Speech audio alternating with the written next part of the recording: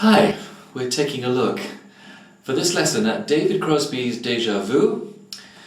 And now, have you already looked at Guinevere or not? If you have already looked at Guinevere, I'm going to say to you it's in the same tuning as Guinevere. If you haven't, let's get into the tuning very quickly. From the highest string to the lowest, tune the first string down to D. Tune the second string down to A. Tune the third, keep the third string on G, and keep the fourth string on D, but tune the fifth string up to B, and keep the sixth string where it is on E. It's very unusual tuning, it's unique as far as I know to David Crosby and these two songs. Now, it's complicated because there are a number of chords, and I'm going to suggest that you have your song sheet out rather than the tab.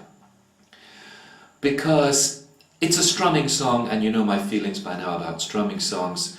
Tab just overcomplicates them and makes them look too specific. So, having said all that, we're going to start with the introduction to the song, which of course is this completely different piece of music. That part of the song. Play 3, 1, 2, then put a half bar, if you're going to play it like Crosby, across the top 3 strings at the 3rd fret, and play again 3, 1, 2, and you're counting 1, 2, 3, 4, 5, 6.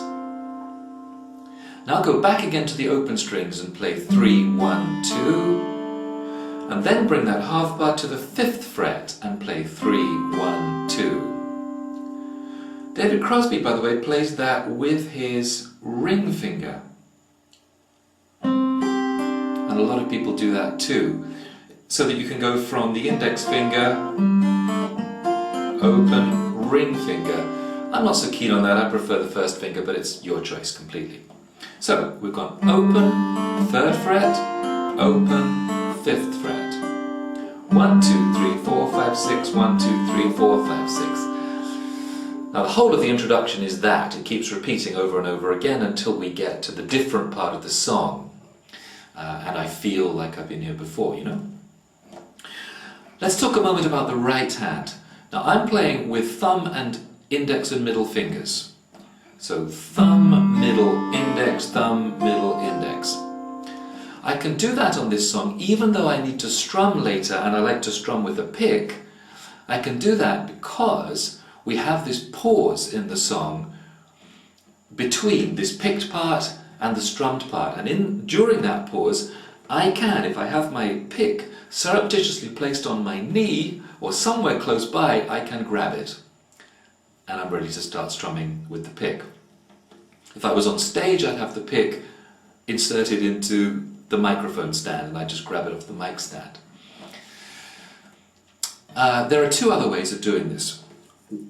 They both involve having your pick from the very beginning. I should say, by the way, first of all, that if you are a strummer who doesn't use a pick, if you strum with your fingers, it's all good for you. You're going to play it the way I do with your fingers. And when you go into strumming, of course, you'll strum with your fingers, so you can forget pick completely for this song. If, though, you like to strum with a pick, you can do it 2 ways. One is the way Crosby does it, which is to have the pick take the place of your thumb and play the 3rd string. And then, because your index finger is used to hold the pick, you'll use ring finger for the 1st string and middle finger for the 2nd string. Hybrid picking. That's another way to do it, and then you've got your pick ready to strum when you need it. That's what Crosby does. The other way to do it is cross picking, where the pick does everything. This is not my favourite way to do it. But your pick would go down on the 3rd string and up on the 1st and 2nd string, so it's always moving in the direction it needs to go.